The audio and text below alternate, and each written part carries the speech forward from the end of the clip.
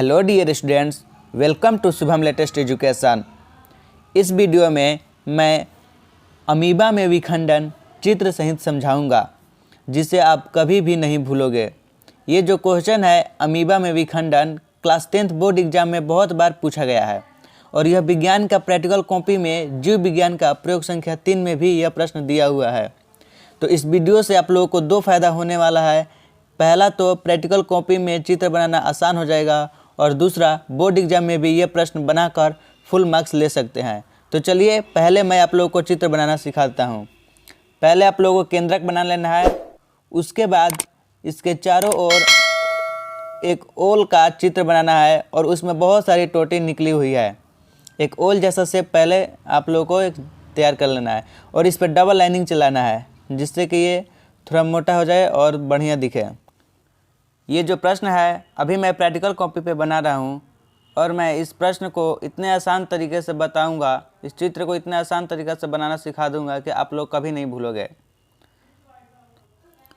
ये जो बीच वाला सर्कल है इसका नाम है केंद्रक।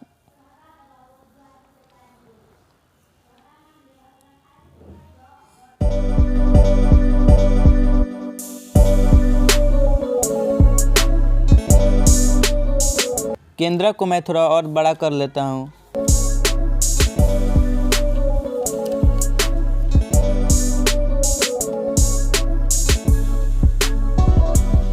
इसका नाम है पदाभ। इसको हम लोग कुटपाद भी कहते हैं। ये जो अमीबा है ये नकली पैर निकालता है अपने संतति को बढ़ाने के लिए।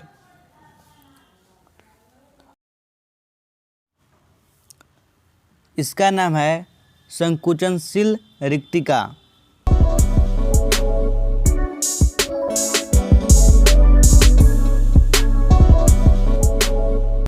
पेंसिल से एक बार लिखने पर यह अच्छा नहीं दिख रहा है, इसीलिए मैं इस पर डबल ट्रिपल लाइन चला रहा हूँ, जिससे कि ये बोल्ड हो जाए और बोल्ड होने के बाद ये दिखने लगे। अब जब ये अमीबा परिपक्व हो जाती है तो यह अपनी संतति को बढ़ाने के लिए इसमें दूसरा स्टेप में इसका जो केंद्रक है वो लंबा होने लगता है। तो पहले मैं एक लंबा सा केंद्रक बना लेता हूँ। देखिए फ्रेंड्स, पहले वाले केंद्रक से इतना लंबा है और केंद्रक बन जाने के बाद इसके चारों ओर आउटर सेल से इसको कवरिंग कर देंगे।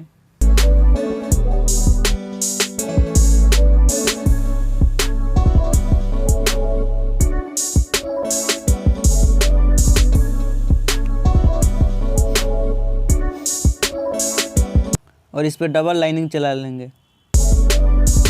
अब तीसरा स्टेप में ये लंबी केंद्रक खींचकर दो संतति में बदल जाती है। पहली संतति का केंद्रक बना रहे हैं। पहली संतति का केंद्रक भी इसके जनक जैसा ही है, मतलब उतना ही लंबा है। फिर उसी के तरह इसका भी आउटर सेल फिर बनेगा।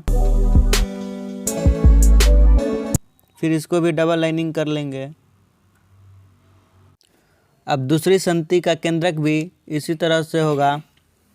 केंद्रक बना लेने के बाद इसका भी आउटर सेल से कवरिंग कर देंगे और कवरिंग करने के बाद इसका भी डबल लेयर चला देंगे।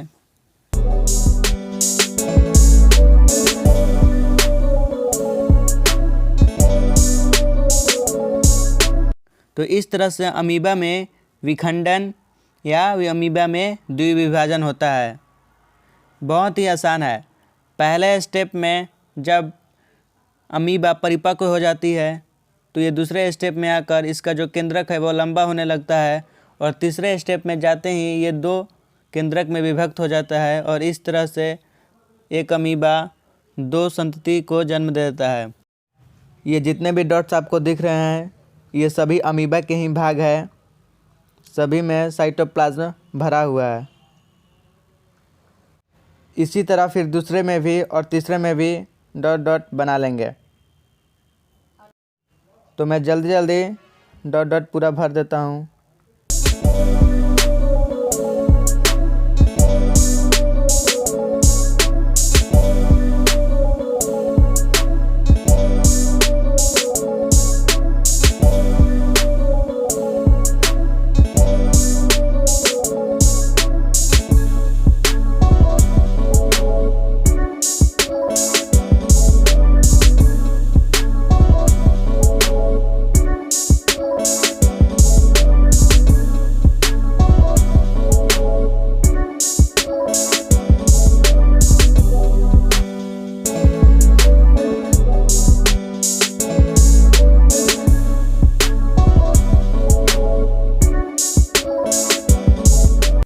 ये दोनों संतति हैं अमीबा के।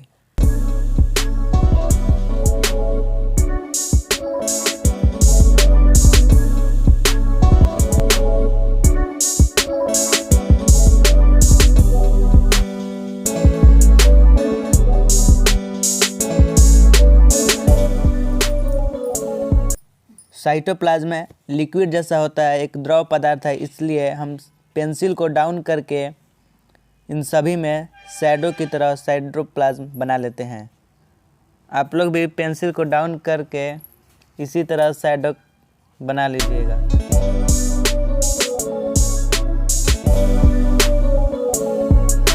जितना भी बात मैंने चित्र बनाते समय आप लोगों को बताया है वही सब बात लिखा हुआ है।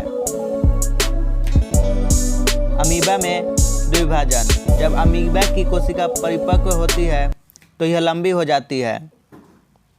आइए अब चित्र में देख लेते हैं। पहले स्टेप की ये बात कर रहा है, जब अमीबा परिपक्व हो जाती है तो ये इसका जो केंद्रक है ये लंबा होने लगता है।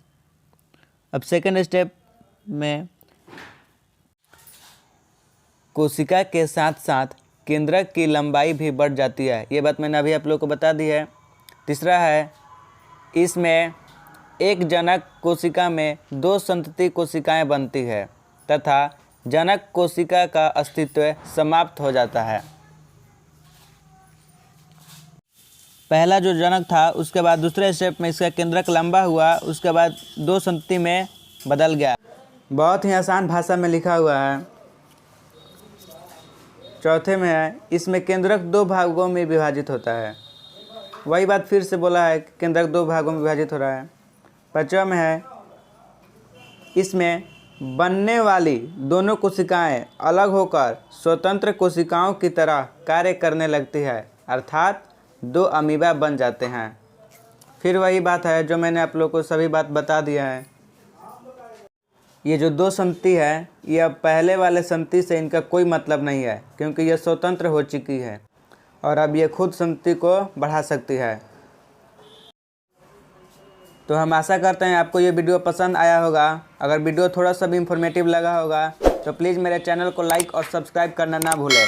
फिर मिलेंगे आपसे अगले वीडियो में। उसमें हम ईस्ट में मुकुलन के बारे में बताएंगे और उसका चित्र भी बनाना सिखाएंगे। तब तक के लिए जय हिंद, धन्यवाद।